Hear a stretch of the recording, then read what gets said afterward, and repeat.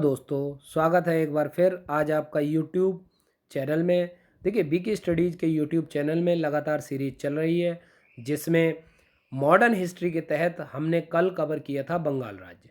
बंगाल राज्य में हमने कल बक्सर का युद्ध और प्लासी के युद्धों के बारे में पढ़ा।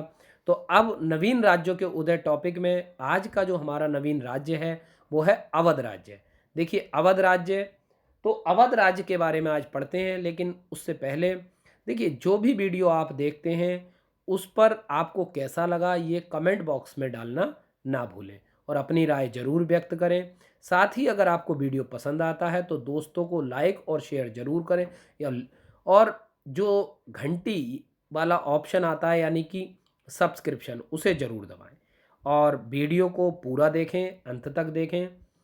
आइए शुरू करते हैं। Welcome to BK studies. देखिए, बीके स्टडीज़ आपके लिए घर बैठे एक प्लेटफॉर्म ला रहा है।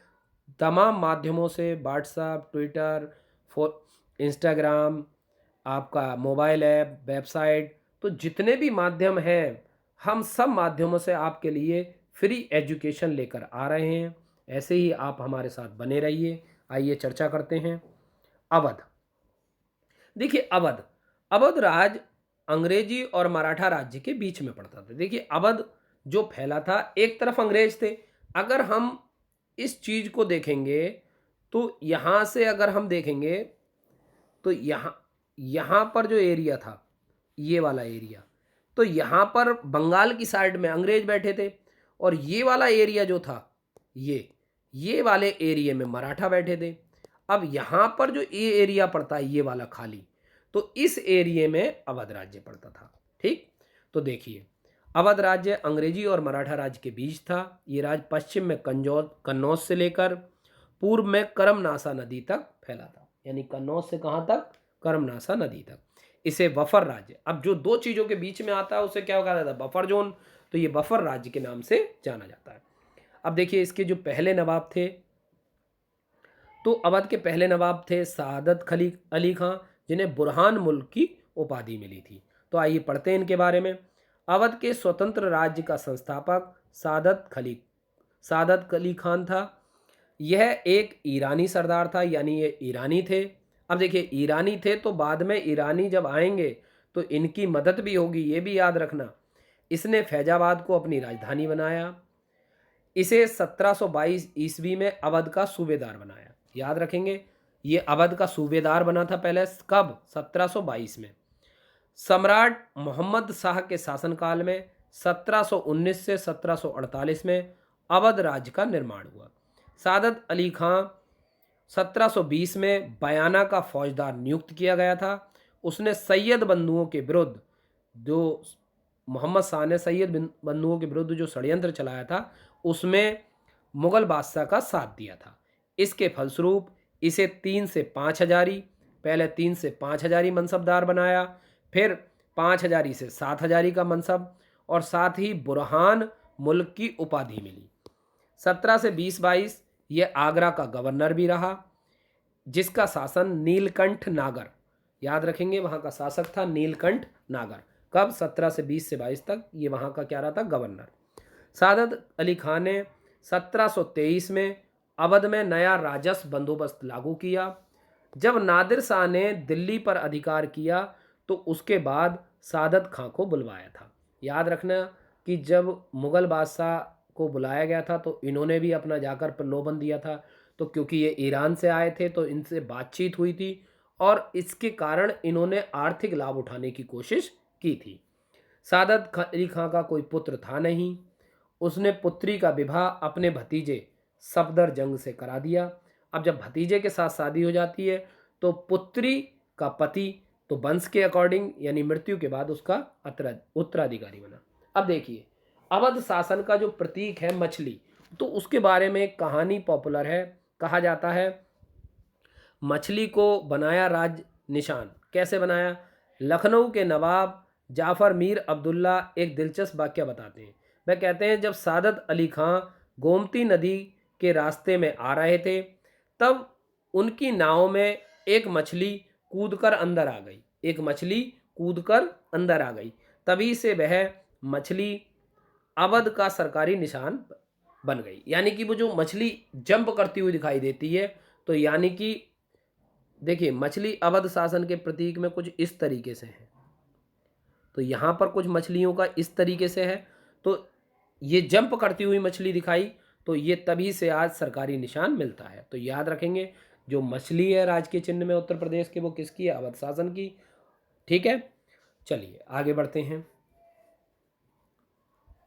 आप सरकारी मोहर में भी और सरकारी इमारतों पर देख सकते हैं। अब आते हैं सफदरगंज।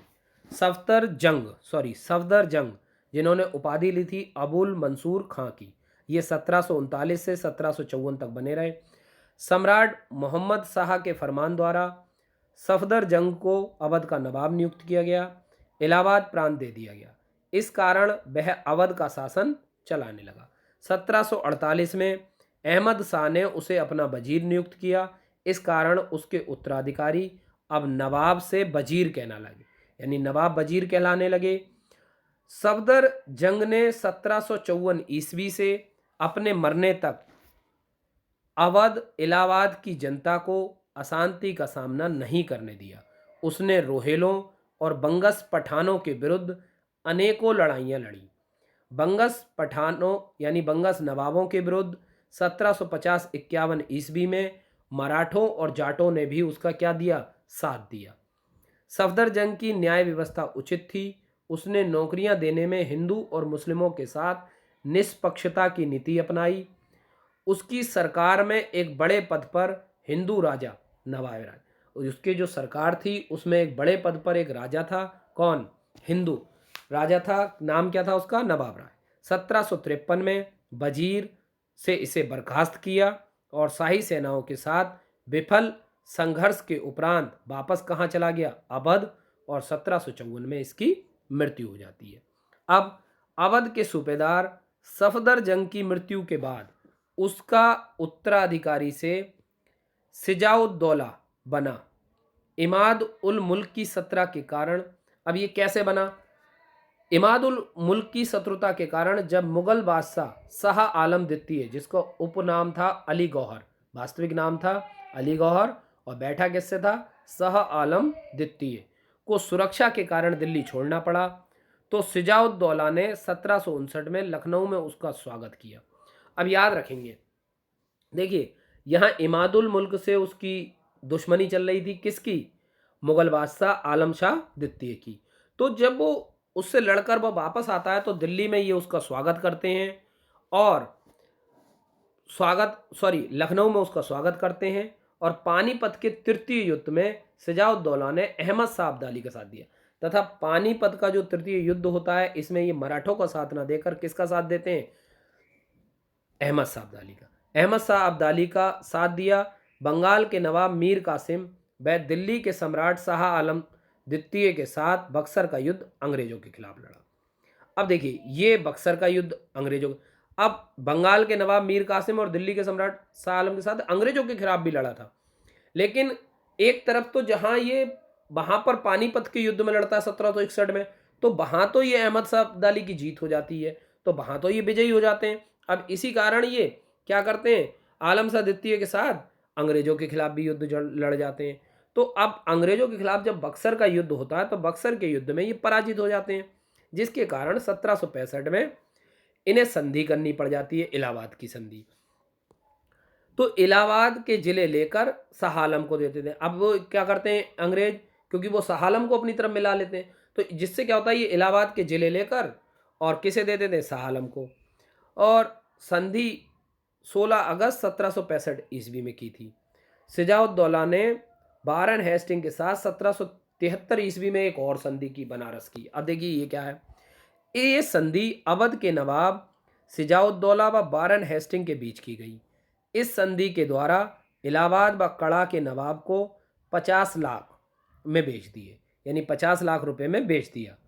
अब इसके अतिरिक्त नवाब ने रोहलों के विरुद्ध कंपनी की सहायता का वचन लिया कि आप जब भी हमें रोहलों के विरुद्ध जरूरत पड़ेगी तो हमें आप सहायता करेंगे। इसके बदले में वो 40 लाख देने पड़ते थे।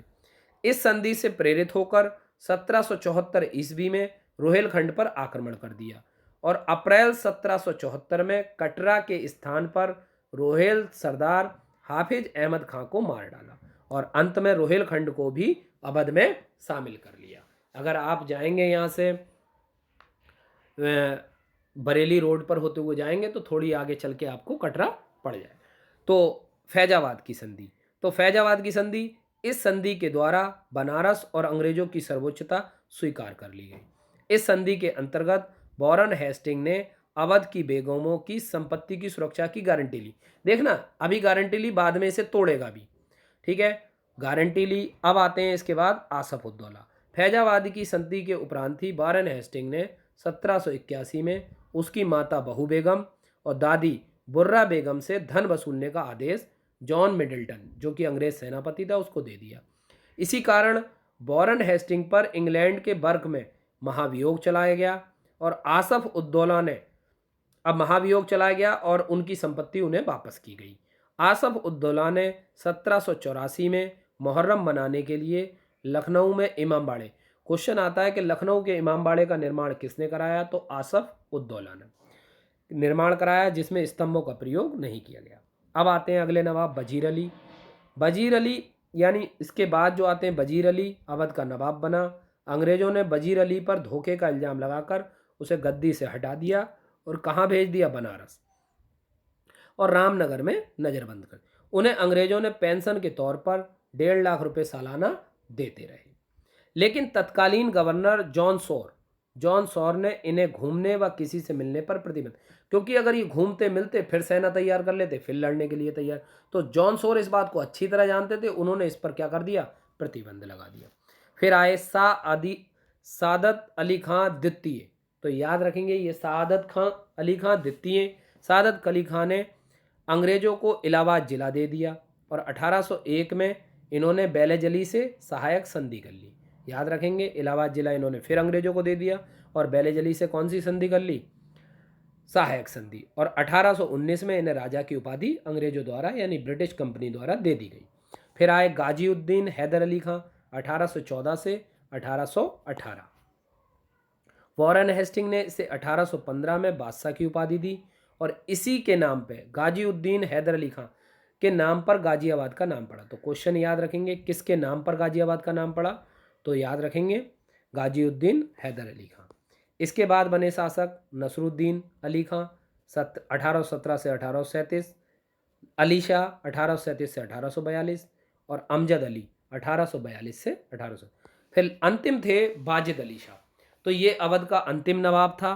लॉर्ड डलहौजी ने 1854 ईस्वी में आउटरम की रिपोर्ट के आधार पर इस पर कुशासन का आरोप लगाकर 1856 में अंग्रेजी साम्राज्य में मिला लिया, यानी ब्रिटिश साम्राज्य में मिला लिया और वाजिद अली शाह को कलकत्ता में नज़रबंद कर दिया। और 1857 के विद्रोह का एक मुख्य कारण ये भी माना जाता है। याद रखेंगे, अब आधिकारिक तौर पर कोई नवाब नहीं था, लेकिन अगर कभी प्रश्न आ जाता है कि स्वतंत्रता संग्राम जो 1857 का स्वतंत्रता संग्राम था, उसके समय अवध का नवाब कौन था, तो उस समय अवध का नवाब ब्रिजेश कादिर था। देखिए, आपको वीडियो कैसा लगा? ज़्यादा लेंथी वीडियो नहीं था ये, केवल मात्र बहुत कम समय में और केवल इम्पोर्टेंट डाटा को सम्मिलित करते हुए मैंने इस वीडियो को बनाया ताकि आप लोगों तक वो डाटा पहुंच सके जो है। अब देखिए, अब अगली वीडियो में हम मिलेंगे मंडे को, और मंडे को मैं इसके आगे के टॉपिक यानी जो भी राज्य अब बचे हैं उनके धीरे धीरे हम राज्यों के बारे में पढ़ेंगे। तो आपको वीडियो कैसा लगा ये ज़रूर बताएं कमेंट बॉक्स में। साथ ही अगर अच्छा लगे तो लाइक और सब्सक्राइब बटन ज़रूर दबाएं और दोस्तों को भी शेयर करें। साथ ही टेलीग्राम पर हमने क्विज शुरू किया है। डेली मॉर्निंग में यानी इवनिंग में आप वीडियो देखें और मॉर्निंग में सुबह 8:30 बजे आपको प्रश्नों के उत्तर देने हैं जो कि वीडियो से ही रिलेटेड होंगे, आपको उनके उत्तर देने हैं। आप वीडियो कैसा लगा ये ज़रूर बताएं और हमारा वीडियो देखने के लिए और बने रहने के लिए शुक्रिया, धन्यवाद। आपका दिन शुभ रहे।